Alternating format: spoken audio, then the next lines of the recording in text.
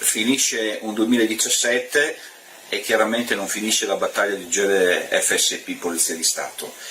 Io più volte in quest'anno ho denunciato soprattutto la carenza di personale che avvilisce tutte le forze dell'ordine, compreso l'Arma dei Carabinieri, il comparto sicurezza in totale, i vigili del fuoco, ma nel mio specifico della Polizia di Stato. Mancano circa 23.000 uomini, quindi voglio dire una carenza e una mancanza di turnover che fa alzare l'asticella dell'età di ogni collega dai 47 ai 49 anni di età.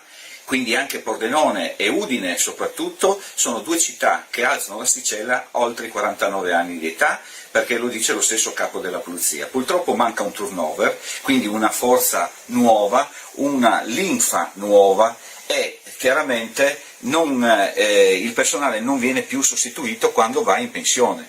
Quindi una carenza di personale che avvilisce praticamente tutte le forze dell'ordine.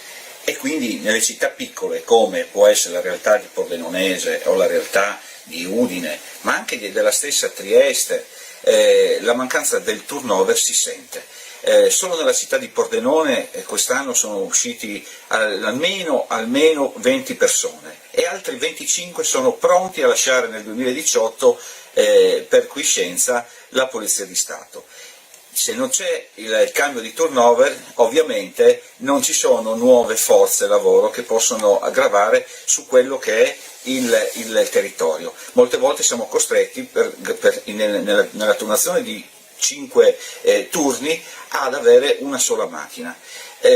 Io so che il Comune di Pordenone in questo periodo ha affrontato il tema della sicurezza e per la prima volta un sindaco e un assessore si sono rivolti a Roma. Bene, le promesse sono state quelle di portare del personale nuovo, ma questo personale difficilmente può arrivare, o almeno non può chiaramente arrivare a un numero, come io ironizzavo sulla stampa, un numero pari a quello che se n'è andato, cioè solo nella città di Pordenone mancano circa 90 uomini, non è pensabile che il Ministero, il Dipartimento invii 90 persone nuove a Pordenone, quindi una qualsiasi aliquota di personale che potrebbe arrivare e giungere a Pordenone è ben accetto. Chiaramente non va a sostituire ovviamente il gran numero che ormai mancano nella nostra città. Io ho visto che il Comune, per la prima volta, ripeto, ha affrontato questo tema. Benissimo, ha affrontato questo tema con l'assunzione di alcuni steward che vanno a vigilare sulla città. Attenzione, io sono favorevole a questa iniziativa del Comune, ben venga quando la gente individua delle persone in divisa, però non sono le sentinelle della sicurezza, che sono quelle invece preposte, sono le forze dell'ordine. Io dico sempre che le forze dell'ordine sono le uniche sentinelle della sicurezza.